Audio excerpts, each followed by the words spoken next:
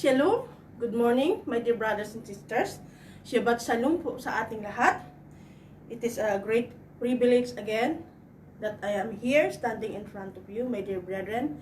Salamat sa Panginoon sa kanyang buong linggong tayo po ay iningatan, tayo po ay ginabayan at tayo po ay patuloy na kanyang ginagabayan sa bawat araw ng ating buhay. So bago po tayo mag-umpisa, let us all bow down and let us ask the guidance of the Holy Spirit of God para sa ating pagbulay-bulay ng kanyang mga salita. Father God, we bless your holy name, Abba Father. We bless your holy name, Lord Yeshua HaMashiach. We bless your holy name, Ruach HaKodesh Ulihim. You are welcome in this place as I declare that this is holy ground. Father, we thank you so much for today that you have given us life, Lord God. We thank you so much, Lord, that we are safe and sound, even all our families back home, our loved ones, relatives, and friends, Lord God. Especially, Lord, thank you for the healing upon healing, Lord God, that you have given us, Panginoon, sa bawat araw. Salamat din po, Panginoon, sa mga salita mo. I declare and declare right now that all the words, Lord God, that comes from the from my mouth, Lord God, is a healing power sa lahat may mga sakit at karamdaman right now. And patuloy ka magpadala ng billions and legions of angels mo to surround us, to protect us, and to deliver us from the work of the evil one. Lord, I declare right now, Panginoon, anuman ang ginawa ng mga kampo ni Satanas, mga atake ng coronavirus, totally paralyzed, powerless, defeated 2,000 years ago at the cross of Calvary, Lord God. You are bigger than this coronavirus, Lord God. So Lord, I declare, Lord God, let there be total healing sa lahat na nakikipag-battle sa kanilang buhay, nakikipag-battle, Panginoon, sa coronavirus na, Lord God. Let your precious blood flow, Lord God, sa aming matahanan, sa aming buong pagkatao, sa mula sa ulo hanggang talampakan. Linisin mo kami, Panginoon, ng kumukulong banal na dugo ng Panginoong Lord Yeshua HaMashiach. I declare, Lord God, that no form of any viruses na dala ng coronavirus ang siyang mananahan, lalong lalo sa aming lalamunan, lahat mga sipon, mga ubo na yan, mga pananakit ng katawan, totally masusunog, matutupok, madurog, Lord God, sa mamapangitan ng mga salita na aming pagbulay-bulayan sa mga oras na ito. Panginoon, take over, Lord God, wala akong kakayahan, ikaw lamang ang aking Diyos na makapangyarihang sa lahat, Lord God. Itago mo lamang ako sa likuran ng krus mo, ikaw po, Panginoon, ang mangusap sa mga anak mo, Panginoon, lalong na ngayon, yung mga nawawalan ng pag-asa, Lord God. Lord, you are the only hope, Lord God, na aming pinanghahawakan. Take over, Lord God, in every area of our life, Lord God. At maraming salamat, Panginoon, sa kapayapaan, sa kagalingan, sa pagmamahal na patuloy mo na ipinagkakalob sa amin sa bawat araw. We bless your holy name. We thank you so much, Lord God. In this is my prayer. In Yeshua's mighty name I pray. Amen. So, our theme for today, Lord, mga kapatid, and for next week is the reason why the Son of Man came to Hades. And my title for today is the Son of God's Purpose in Hades. So let us read in our scripture readings in the book of Matthew chapter 28 verses 19 to 20. Holy Spirit, bless your holy word. Therefore, go and make disciples of all nations, baptizing them in the name of the Father, and of the Son, and of the Holy Spirit, and teaching them to obey everything I have commanded you. And surely I am with you always to the very end of age. Second verse for today in Acts 4:12. Holy Spirit, bless your holy word. Salvation is found in no one else, for there is no other name under heaven given to mankind by which we must be saved. Amen. So, sa kaninong pangalan lamang po tayo tatawag para tayo po ay maligtas? Yeshua HaMashiach, or Jesus Christ of Nazareth. So, introduction. God is still God, even people will not acknowledge Him. He is awesome, King of Kings and Lord of Lords. Humans have their own belief about the coming of Messiah. Even the Israelites still waiting for His coming. Many are blinded and do not want to accept the truth that Yeshua HaMashiach will come again, not to save, but to judge the living and the dead. Amen. So marami pong hindi pa nakaka-acknowledge na siya po ay nagbalik na noon, and siya po ay buhay na ngayon, nandun na po siya sa kanyang trono, sa kanyang luklukan, and He will come back again to judge the living and the dead. Handa na po ba tayo, my dear brothers and sisters? So, yun po yung ating pinaka-title, what is the reason why He came to Hades. Amen? So, number 1, Yeshua came to Hades. The reason why Yeshua HaMashiach came to Hades is not to save mankind, but to destroy the devil's work. Amen? Tandaan po natin yun. Hindi po siya pumunta dito sa universe to save mankind, but to destroy the devil's work. Yeshua HaMashiach is the Word incarnate. He must manifested Himself into man in order to destroy the devil. Amen? So, nagkatawang tao po siya para po ma-destroy niya ang mga kampo ni Satanas. So, kung manatili po siyang espiritu, hindi po siya hindi niya po madidestroy ang gawain ng mga kampo ni Satanas. So, kailangan po niya magkatawang tao para magampanan niya, magawa na yung plinano ng Panginoon long time ago. And John 1:1, Holy Spirit bless your holy word. In the beginning was the Word, and the Word was with God, and the Word was God. So, noong una pa lang, anong sabi niya sa kanyang salita? Ang salita ay ang Panginoon. At ang salita ng Panginoon ay siya na nga mismo. Amen? So, kailangan po, pag tayo ay nagbulay-bulay ng kanyang salita, wag po tayong basta nagbabasa lang. Kailangan po i-internalize natin ang kanyang banal na salita. Kasi siya po yung nangungusap sa atin. Whenever or every time na tayo po ay nagbubulay-bulay ng kanyang salita, God is speaking to us. But when we are praying, we are speaking to God. So, two-way po yan. Amen? So, John 1:14, Holy Spirit bless your whole word. The Word became flesh and made His dwelling among us.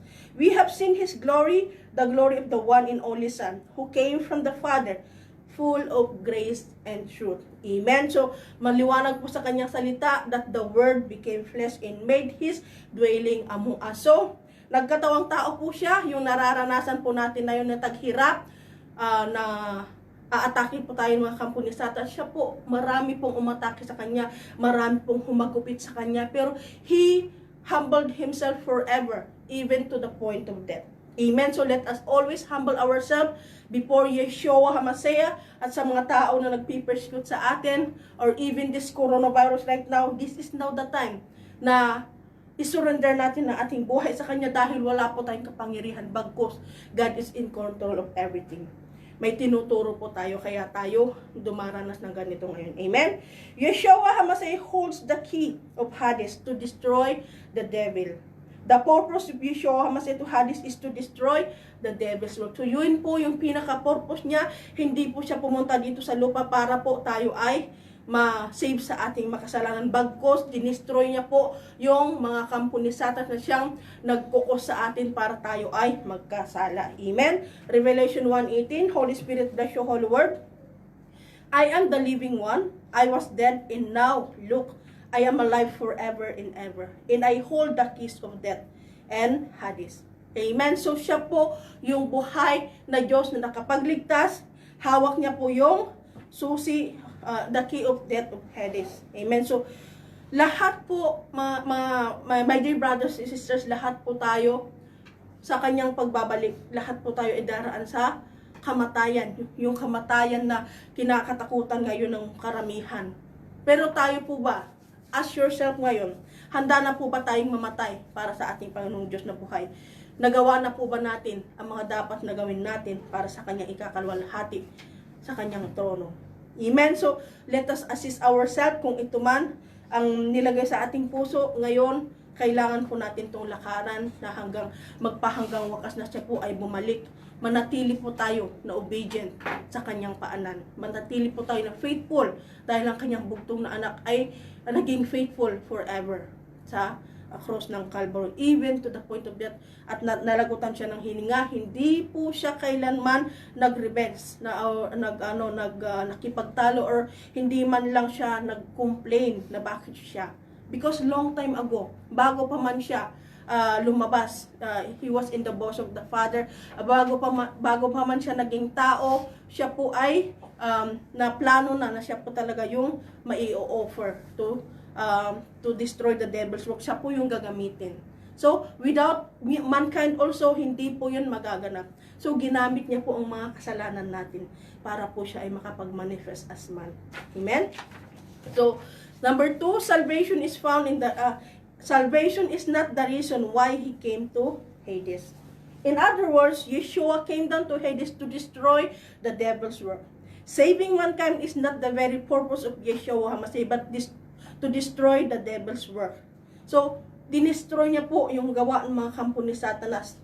Dahil nung una po, nung kasagsagan pa kapanahunan ni Adan tsaka ni Eva noon, puro po kasalanan ang ginawa nila. Simula pa lang, nilabag nila yung dayata rito ng Panginoon na sinabi na kainin nyo lahat ng nakikita nyo dito sa Garden of Eden. Wag lang yung isang puno na ito na nagtataglay ng Tree of Knowledge of Good and Evil. Pero, ang nangyari, hindi nila natupad ang kanyang utos. So doon po sila nagkasala. Kaya nga naman God send them back to the pinalaya sila sa Garden of Eden at doon po sila talaga totally nagkasala na.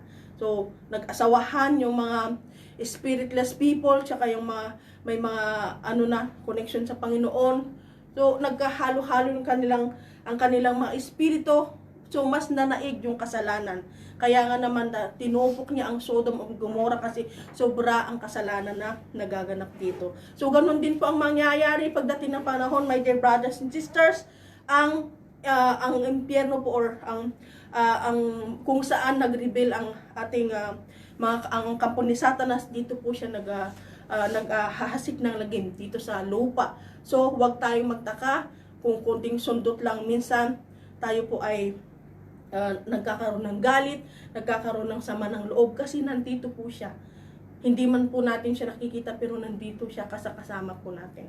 Amen? So in other words, Yeshua Mashiach came to Hades to destroy the devil. Saving mankind is not the very purpose of Yeshua Mashiach but destroy the devil's work. So anong sabi niya po? Na the devil is like a roaring lion looking for someone to devour.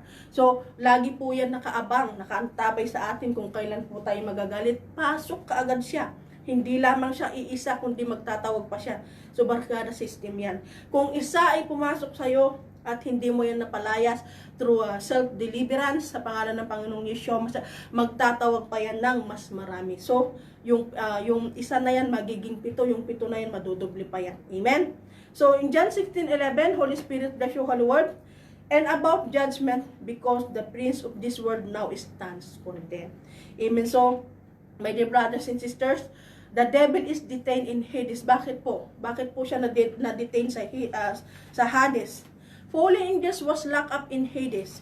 In Hades, fallen angels was detained in order for people, para po sa mga tao na wala pang pananampalataya, that they will come back to Yeshua Mashiach, na magsisi po sila sa kanilang mga kasalanan. Marami pa po sa ating mga kapamilya, mga mahal sa buhay, mga kaibigan, katrabaho, lahat po na hindi pa nakakakilala sa Panginoon. Iyon po yung pinaka-purpose. Bakit hindi pa siya hinahatulan magpahanggang ngayon? Kasi kung hahatulan na siya, tapos na rin po tayo. So hindi na po, wala nang pag-asa pa na madala yung mga kapatiran o yung mga mahal natin sa buhay na wala pa sa pananampalataya. So naano po siya, na delayed ang kanyang kaya pagka-judge niya. Kaya nga naman double time po tayo, my dear brothers and sisters.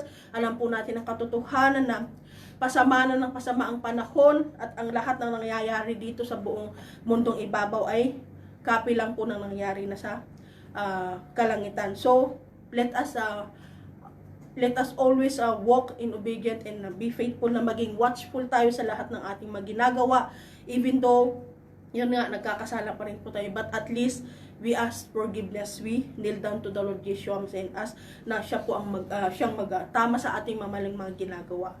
The devil kept inside Hades para po hindi po siya makapag-ano sa atin. At ang pangalan po ng Hades is the originally called Sheol. It is below. So, nasaan po yung mga kampo ni Satanas? Dito po sa ating inaapak-apakan. He is under, in the dark place, the lowest place. Hades is a dark place. Hades was formless. Wala pong word of God doon. Wala pong kasayahan. Puro po ito gnashing of teeth. Puro po kalungkutan, pasakit. Puro po lahat ng mga klase ng mga sakit ay tinatamo ng mga tao na nandoon na ngayon. Kasi kung ano po yung klase ng kasalanan na nagawa nila or nagagawa po natin, yun po yung magiging parusa natin pagdating ng panahon. Manood po kayo, Heaven or Hell is Real, So, manood po tayo nito para po magkaroon tayo ng idea. Hindi lamang po ito sabi-sabi ko, bagkus magbasa din po tayo sa kanyang mga salita. Matatagpuan po natin lahat ng katotohanan sa kanyang banal na salita. Amen, para po tayo ay magabayan. So, Hades is a place where the Son of Man humbled himself to obey the Father to the point of death. He humbled himself to taste death in order to enter heaven. So, he humbled himself, nagkatawang tao po siya, para po siya ay mamatay. Bago po siya maka-enter sa heaven, siya po muna ay mamamatay. Amen? So, Philippians chapter 2 verse 8, Holy Spirit, bless your holy word. In being found in appearance as a man, he humbled himself by becoming obedient to death, even death on a cross. So, nakita po natin, minodel niya po kung paano po ang magiging humble. Pero tayo ngayon, walang kahambol-hambol. Mayroon tayong kayabangan sa katawan, na minsan kinokorek tayo, ayaw tayong magpakorek. Minsan, mas iniisip natin na mas mataas yung napag-aralan natin o mas mataas yung sahod natin or di naman kaya mas matanda tayo. So, minsan ayaw natin na nasisita tayo. Amen? So, this is not God want us to do. But He want us na makopya natin kung paano niya inano yung sarili niya. He really humbled Himself even to the point of death. So, ganoon po ang tinuturo sa atin ng Panginoon ngayon. Number 3, the Word became flesh.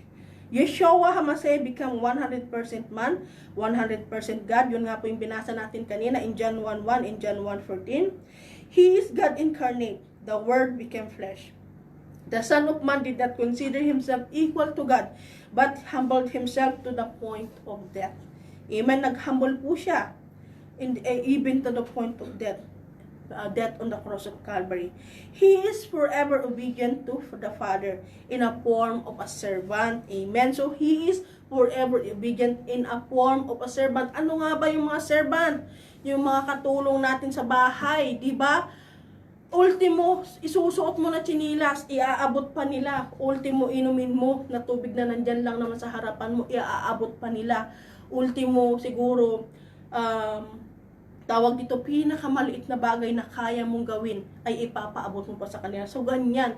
Lalong-lalo po yung mayayaman talaga na talagang ang pagtrato nila sa kanilang mga katulong is katulong na katulong talaga. So, ganun po, mas lowless pa ang ginawa ng Panginoong Yeshua, mas na pag-humble to the point of death to God the Father. So, ganun po ang tinuturo sa atin, hindi po tayo ang pagsilbihan, bagkus tayo po ang manilbihan sa mga tao. Amen? So, ito po yung tinuturo sa atin ngayon, mga kapatid, na kailangan po, this is now the time, kung nasanay po tayo na lagi tayong inaabutan or sinisilbihan, this is now the time na tayo naman ang magbigay ng ating serbisyo ba sa ating mga kapwa.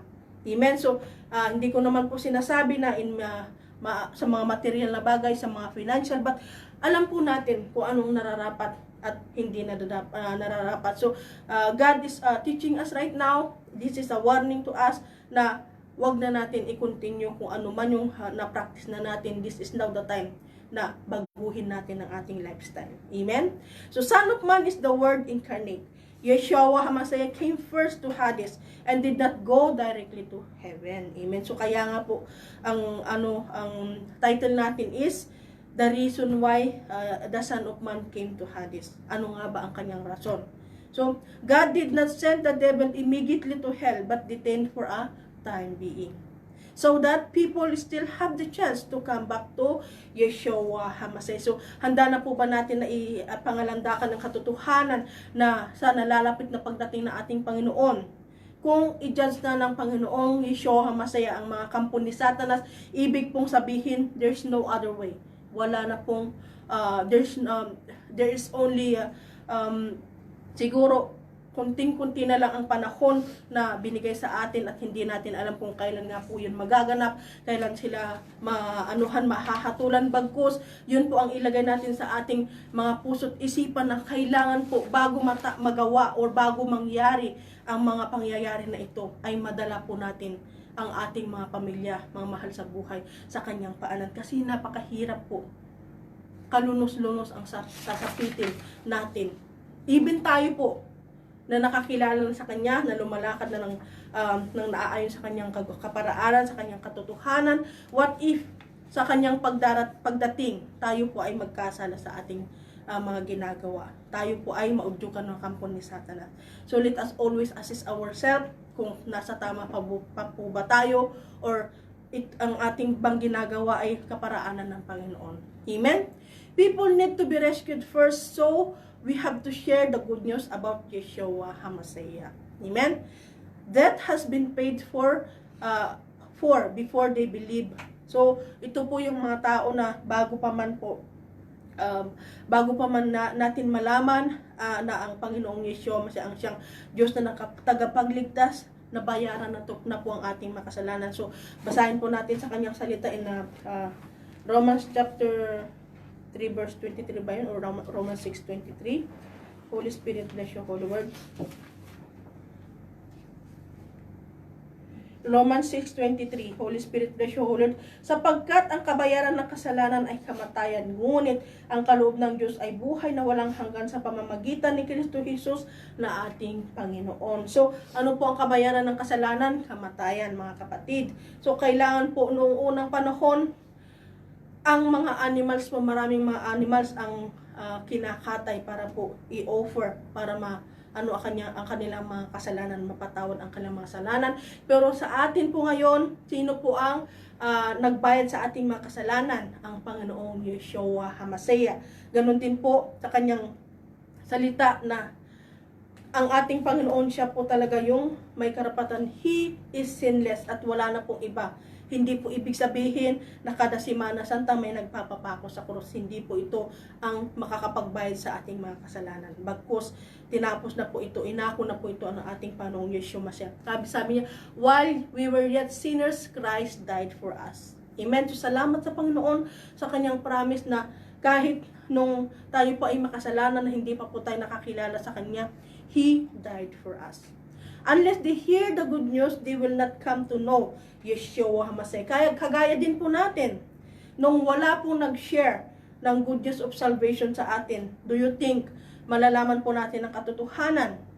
Nasaan kaya tayo ngayon? Siguro nasa diskuhan na tayo ngayon, or langung-lango na sa alak sa mga oras na to, kung hindi po tayo na-share ng Word of God. Amen. So, salamat sa Panginoon sa mga tao na pinadala niya, na ginamit niya ang kanilang mga bibig para tayo po ay madala sa katotohanan. God sent messengers so people will be liberated from sins. Amen. So, magpasalamat ka. Huwag kang magalit kung sino man yung ginagamit ng Panginoon ngayon na maghayag ng salita sa iyo. Kasi, sabi nga, na yung salita na iniiwasan mo ngayon, yun din ang salita na magpaparusa sa iyo pagdating ng panahon. So, tama na. Huwag na tayong patakbo-takbo dito na. This is now the time, the perfect time, para isurrender natin at magpasakop tayo sa kanyang katotohanan. They have to repent from their sins and receive Yeshua HaMashiach as their Savior, Master of their life. So, ito po yung ating verse today. In Acts 4:12, Holy Spirit, bless your holy word. Salvation is found in no one else, for there is no other name under heaven given to mankind by which we must be saved. Amen. So, kaninong pangalan po tayo dapat tumatawag lang? Hindi po kay Mama Mary, hindi po kay St. Peter, St. Christopher, or kay Father, or kung kani-kanino man kay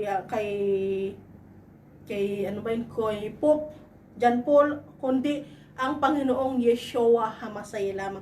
Siya lamang po yung napako sa krus at wala nang iba, at siya po yung magdadala sa atin ng kaligtasan. Amen? So we have been given the good news of His name, Yeshua HaMashiach.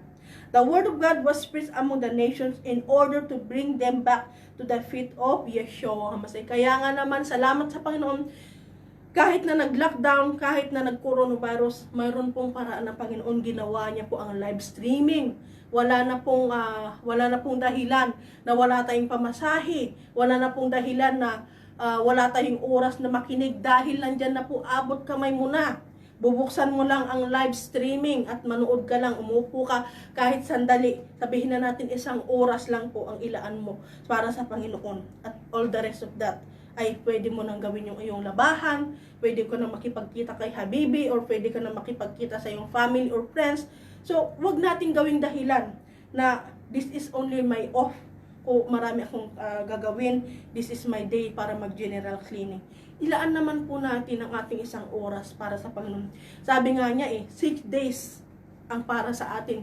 Hindi nga isang oras ang sinasabi, dapat buong maghapon. Ano natin sa Kanya, tawag nito, gamitin natin sa Kanya. Pero ang hinihingi ko po sa inyo, my dear brothers and sisters, is isang oras lang para magbulay-bulay sa Kanyang mga salita. Amen? Philippians chapter 2 verses 5 to 11. Holy Spirit, bless your holy word. Basahin po natin sa Tagalog. Please bear with me. 2 verses 5 to 11. Holy Spirit, bless your holy word. Dapat maging katulad ng kay Kristo Jesus ang pananaw nyo. Verse 6, kahit na nasa Kanya ang katangian ng Diyos, hindi niya itunuring ang pagiging kapantay ng Diyos bilang isang bagay na dapat panghawakan. Verse 7, sa halip, ibinaba niya ng lubusan ang sarili niya sa pamamagitan ng pag-aanyong alipin. Naging tao siyang tulad natin. At sa pagiging tao niya, nagpakumbaba siya at naging masunurin sa Diyos hanggang sa kamatayan, maging kamatayan sa cross. Verse 9, kaya naman itinaas siyang lubos ng Diyos at binigyan ng titulong higit sa lahat ng titulo. Verse 10, upang ang lahat ng nasa langit at lupa at nasa ilalim ng lupa ay luluhod sa pagsamba sa Kanya. Verse 11, at kikilanin siya ng lahat na si Jesucristo ay ang Panginoon sa ikapupuri ng Diyos Ama. Amen? So, He really humbled Himself even to the point of death, at pinanghawakan niya po yung bagay na pinangako sa Kanya. Amen. So, salamat sa Panginoon sa Kanya mga salita na patuloy po tayong nabubuksan ating mga siguro may mga doubt pa tayo, my dear brothers and sisters, magbasa lamang po tayo, magbulay-bulay tayo sa Kanyang mga salita para malaman natin ang katotohanan, because the truth will set us free. Minsan masakit po ang katotohanan kung nasa tayo ngayon, nasa kasagsagan tayo ng kasalanan. This is now the time na iwanan natin ang kasalanan at isuko natin ang buong buhay natin sa Panginoon dahil nalalapit ng Kanyang pagbabalik. So, we are created as humans too. Humans are the lowest personality than the angels. Humans are little lower than the angels. Amen? So, mas mababa po tayo sa maanghel. So, the Son of Man manifested Himself as a man in order to taste death. So, nagkatawang tao po ang Panginoong Diyos Anak para po siya ay mamatay sa cross of Calvary. So, kailangan po niyang ma-experience ang kamatayan sa pamamagitan po natin, sa pamamagitan ng ating mga kasalanan, sa pamamagitan po ng mga ng gawain ng mga kampo ni Satanas, para po siya ay makatikim ng ng kamatayan dahil po sa ating mga kasalanan. Amen. So kung siguro wala pong mga kasalanan na naganap, siguro hindi rin po tayo nandito ngayon. Amen. So sa pamamagitan po ng ating mga kasalanan, my dear brethren, yun po ang ginamit ng Panginoong Diyos Ama para po maghambal ang Kanyang bugtong na anak in order to taste death, para po sa kaluwalhatian ng Diyos Amang nasa langit. Galatians chapter 3 verse 13, Holy Spirit, bless your holy word. Christ redeemed us from the curse of the law by becoming a curse for us, for it is written, cursed is everyone who hang on a pole. Amen. So, yun po yung mga curses, mga kasalanan, lahat mga bagay na hindi kalugod-lugod, kalunos-lunos, yun po ang tinamo ng Panginoon. He became poor in order for us to become rich. Amen? Hallelujah. So, kailangan po nating i-treasure, my dear brothers and sisters, kung paano po yung hirap na tinamo ng ating Panginoong Diyos Anak sa cross of Calvary hanggang sa Kanya pong huli-hulihang hininga. He really humbled Himself to the point of death. Ganun din po kaya tayo pagdating ng tribulation. Tayo po ba ay manatiling tapat hanggang wakas o iaano natin ang Panginoon? I-deny natin ang Panginoon. Number 4, Yeshua HaMashiach made known to mankind. Through evangelism, people of this world must come to know Yeshua HaMashiach and accept Him as Lord and Savior. Amen. So sa pamamagitan po ng mga tao na maghahayag ng salita sa atin na ginagamit ng Panginoon, nalaman po natin ang katotohanan at siya po yung nagdala sa atin sa kaliwanagan. Sa pamamagitan po ng pagtanggap natin sa Kanya bilang ating Diyos at tagapagligtas. So we must share the good news, the gospel of salvation in all the nations. Preach the gospel so that people will repent from all their sins. So, i-ano po natin, sabihin po natin sa mga kapatiran natin, yung wala pang pananampalataya, mga katrabaho, kaibigan, mga mahal sa buhay, kapamilya, sabihin po natin na mahal ka ng Panginoon. Alam mo ba na matagal ka na niyang hinihintay ang iyong pagsuko sa Kanya at tanggapin mo siya ng buong buo bilang Diyos mo at tagapagligtas. Alam ko na ikaw ay pinili niya bilang maging anak niya, pero ikaw lang kasi ang patakbo ng takbo. Amen. So, let us encourage more, mas maraming kaluluwa ang magbalik loob sa Kanya. The reason why the devil was detained in Hades so that more people will have freedom from the clutches of sins. Amen. So, di ba? Kaya nga po niya dinelay at hindi niya pa hinahatulan ang mga kampo ni Satanas in Hades dahil gusto niya po, tinatawagan na ang pansin lahat mapinatigas ng mga kampo ni Satanas, lahat ng binigyan ng kabulagan, tinatawagan niya na po ng pansin para silang lahat ay magbalik sa loob, sa mga tawag dito, magbalik loob sa Panginoong Yeshua na sila po ay mag-surrender at tanggapin siya ng buong buo bilang Diyos at tagapagligtas. That's why the devil is like a roaring lion looking someone to devour. So, kung mayroon naman pa, isipin natin mga kapatid, minsan nangyayari ito at madalas, may mga naakay na po tayong mga kaluluwa, pero iilan lang ang nag-remain. Kasi, syempre, tinitignan din ng mga kampo ni Satanas kung gaano ba kalalim or gaano po ba yung salita na naitanim na natin sa kanilang puso at isipan. Amen. So, the parable of the sower po ito, makikita po natin kung sino yung good soil, yung mga thorny soil, makikita po natin dito kung anong mga klase ng kaluluwa yung ating nashare na ng Word of God. Amen. So, kung sino lamang yung manatili hanggang wakas, sila po yung maliligtas. The devil's work is to tempt people so that people will not receive the grace of Yeshua HaMashiach. So yun po yung trabaho niya, magtitempo siya, he is a liar, divider, siya po yung gagamitin para ang mga pamilya ay magkawatak-watak, pag-away-away ng mag-asawa, ang magbiyanan. Yun po yung nangyayari ngayon, bigyan ng mga kampo ni Satanas ng kung ano-anong isipin. So, yun yung magiging natin ngayon bilang mananampalataya sa Panginoon. Kung hindi man po tayo maatake mismo, ang kanilang aatakihin ng ating pamilya para mawindang ating pananampalataya sa Panginoon. But hindi, huwag natin bigyan ng pansin mga kampo ni Satanas na yan. Hindi po ito ang magiging dahilan para tayo ay panghinaan ng loob. Bagkus, let us all stand firm in our faith. God is bigger than this problem. Amen? In Matthew chapter 28, verses 19 to 20, Holy Spirit bless you, Lord. Therefore, go and make disciples of all nations, baptizing them in the name of the Father, and of the Son, and of the Holy Spirit, and teaching them to obey everything I have commanded you. And surely I am with you always to the very end of age. Amen? So, wag po tayong mahiya na maghayag ng kanyang salita, mga kapatid, kasi hindi naman po tayo yung mga mangungusap sa mga tao. Gagamitin lamang ating mga labi na daluyan ng kanyang salita. But first, bago po tayo pumunta, bago po tayo mag-share ng kanyang mga salita, let us all bow down. Idulog natin ang ating sarili, na gabayan tayo ng banal na espiritu at tulungan tayo na yung tao na gusto natin masiran is talagang tinas na niya at siya po yung mangungusap, hindi po tayo. Gagamitin lamang tayo as a vessel. That's why we need to evangelize people, bring them to the feet of Yeshua HaMashiach. So ngayon, hindi po ganun kadali, my dear brothers and sisters, ang maglakad-lakad sa labas para mag-evangelize, but through live streaming. Magagamit po natin ito, yung mga napakinggan na po natin, mga preachings, mga Bible studies, i-share natin. As long as mag-send ang ating ang ating cellphone, is-share natin, lalong na po yung wala pang pananampalataya, yung mga sagrado katoliko, yung mga kapatiran natin dito sa bansang ito na wala pa sa pananampalataya. Kailangan po nilang mapakinggan ang katotohanan, at ang katotohanan na yun ang siyang magdadala sa kanila sa kaligtasan sa pamamagitan po ng kanyang salita. Amen? When people receive and accept Yeshua as Lord, they are liberated from the law. Amen. So napalaya na po sila sa law.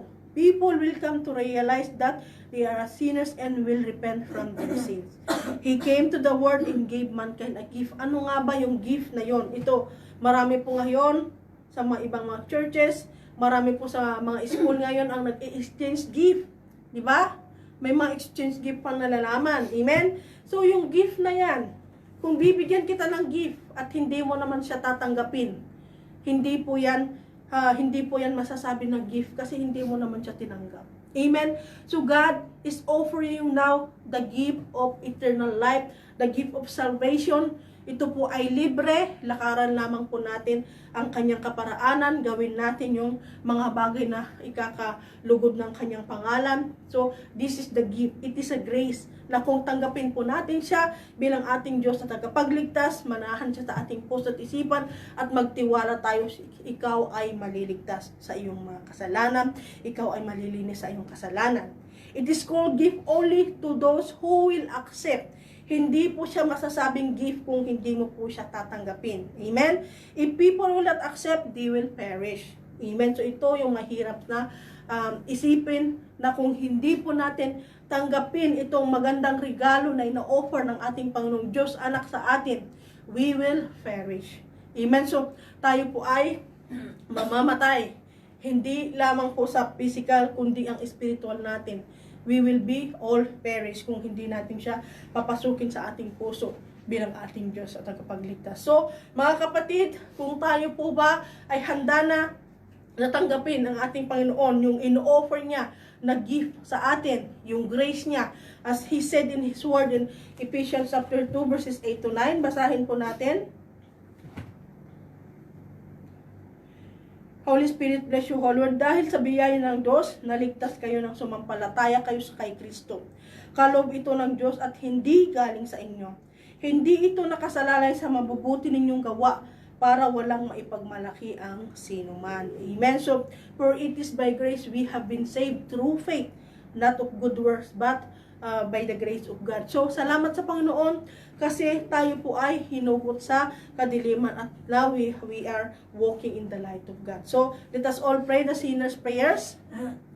Panginoong Hesus, maraming salamat po sa mga oras na to. Ina-acknowledge kita bilang aking Diyos na tagapagligtas. Tinatanggap kita sa aking puso. Manahan ka po dito sa aking puso, sa aking isipan. At maraming salamat, Panginoon, sa iyong buktong na anak na si Jesus na siyang namatay sa cross para po ako ay luminis sa aking mga kasalanan. Panginoong Jesus, maraming salamat na simula sa mga oras na to, tulungan mo po ako na malakaran ko ang iyong katotohanan, ang iyong kaparaanan, anuman ang mga bagay pa na hindi ko naisuko sa iyo, Panginoon. Tulungan mo ako ngayon na magpatawad sa mga taong nagkasala sa akin.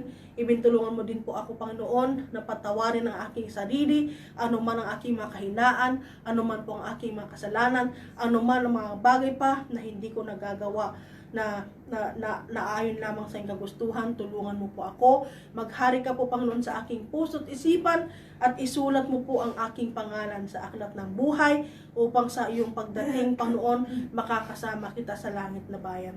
Panginoon, maraming salamat na sa oras na to, this is the day that you have made for me para ikaw po ay aking makilala ng lubusan at tulungan mo ako, Panginoon, na malakaran ko ito at manatili po ako magpahanggang wakas na sa iyong pagbabalik. Ako po ay makakasama sa iyong luklukan in your heavenly dwelling place, New Jerusalem. Maraming salamat, Panginoon. Ipadala mo po ang iyong banal na Espiritu na siyang maggagabay sa akin sa araw-araw, na siyang manahan sa aking puso at isipan. At tulungan mo din po ako, Panginoon, anuman ang aking mga kahinaan, gawin mo po ang aking kalakasan. Gabayan mo po ako sa lahat ng oras, sa aking buhay, sa lahat ng aking magawain, sa lahat ng aking mga plano, trabaho, sa lahat ng aking nilalakaran. Samahan mo po ako, Panginoon, hanggang sa iyong muling pagbabalik. Maraming salamat. Binabalik ko ang papuri, pagsabat, pasasalamat sa kataas-taasang pangalan mo, Jesus, I pray. Amen. So, congratulations, my dear brothers and sisters. Kung ikaw po ay sumabay sa panalangin na ito, you are now a certified child of God. Ito po yung pinaka-birthday mo, December 18, 2020. Amen. So, bakit nga ba natin kailangan manghingi ng kapatawaran sa ating mga kasalanan? Sinasabi po niya sa kanyang salita in Romans chapter 10, verses 9 to 10. Basahin po natin, mga kapatid. Holy Spirit, bless your holy word. Na kung ipapahayag mo na si Jesus ay Panginoon at sasampalataya ka ng buong puso mo na muli siyang binuhay ng Diyos, maliligtas ka, sapagkat itinuring ng Diyos na matuwid ang taong sumasampalataya sa Kanya ng buong puso. At kung ipapahayag na siya ay sumasampalataya, maliligtas siya. Amen? So, ipahayag po natin through our mouth. Kailangan po natin itong i-confess ang mga kasalanan natin. Kung noon po ay nasanay tayo na mag-confess kay Father, yung mga pare sa simbahan, ngayon po we can confess directly to the Lord ang ating mga kasalanan. Kanino po tayo hihingi? Kay Diyos Anak, kasi siya po yung namatay sa cross, hindi po kay Diyos Ama. So, kailangan po i-channel din po natin ang ating paghingi ng tawad. Kay Diyos Anak po tayo manghingi ng tawad, hindi po kay Diyos Ama, kasi siya po yung namatay sa cross of Calvary. Amen? Conclusion na po tayo. Let us live a life that God will be pleased. Treasure every moment, every hour, every minute, every second of your life. Life is full of surprises. We are alive now, but holds nothing about what tomorrow could bring. We have to live according to His will and purpose. Enjoy the beauty of His creation. Despite of the situation everyone is facing, yun nga, pandemic, we are not affected but blessed enough. We are covered by the precious blood of the Lord Yeshua Messiah. Amen. And we don't have to worry about, but put our trust in Him only. Let us hold on to our faith, stand firm, and be excited for the coming of the Lord Yeshua Messiah to judge the living and the dead.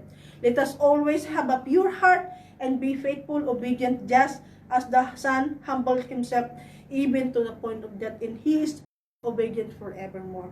Amen. Glory to the Most High God that we serve, and please stand by, my dear brothers and sisters, for the response songs of Holy Churches, praise and worship team Adsman in tamborin dancer. So let us pray. Panginoon, maraming salamat, Lord God, sa mga salita mo. Patuloy mo na isulat sa pinakamalalim na parte ng aming puso at isipan lahat mga salita mo, para po ito'y malakaran po namin, at kami po, Lord God, ay patuloy na mag-ano sa iyo, Panginoon, na maidulog namin ang buong buhay naman sa iyo. Tulungan mo din po kami sa lahat ng kahinaan namin. Gawin mo pong maging kalakasan namin. Let your word, Lord God, be a consuming fire to us to deliver us from the wrath of the evil one. Lalong na po, Panginoon, itong kumakalat ngayon, Lord God, dahil taglamig na, Panginoon, Lord, cover us, Lord God, with your most precious blood. Patuloy mo na paglagablabi ng aming buong katawan, buong kaluluwa, magmula ulo hanggang talampakan. I declare healing upon healing, Lord God, sa mga nag-positive ng coronavirus, Panginoon. Kilala mo po silang lahat, Lord God. Ibig kaming lahat, Lord God, dito sa flat 2003 Abdulaziz Building, B-Block, lahat matahanan, mga anak mo, Lord God. Lord, let your healing flow, Lord Jesus, sa hindi namin tinatanggap any form of coronavirus, Lord God. We declare, Lord God, they are now defeated, paralyzed powers, and nasunog, nadurog, natupok na ng kumukulong ba ng lugo mo. Maraming salamat, Panginoon. I declare life, Lord God, sa lahat na nakikipaglaban sa kanang mga buhay. I declare, Lord God, restoration of relationships sa mga pinakailam ng mga kampo ni Satanas, even, Lord God, restoration of finances, Panginoon, financial breakthrough be upon us all. Sa lahat ng mga nawalan ng mga trabaho, Lord God, let them receive, Lord God, the work that you have prepared for them with visa provided in high salary, Panginoon. And maraming salamat din po, Panginoon. Patuloy mo, Lord God, increase ang aming pananampalataya, Lord God, to stand firm before you, Lord God, na magpa hanggang sa iyong pagbabalik. Kami po ay manatili sa iyong katotohanan. Maraming salamat, Panginoon. May the love of the Father, the grace of the Lord Yeshua Messiah, and the communion of the Holy Spirit of God be within us, among us, and around us all. And let us all say Amen to the word of God. Hallelujah.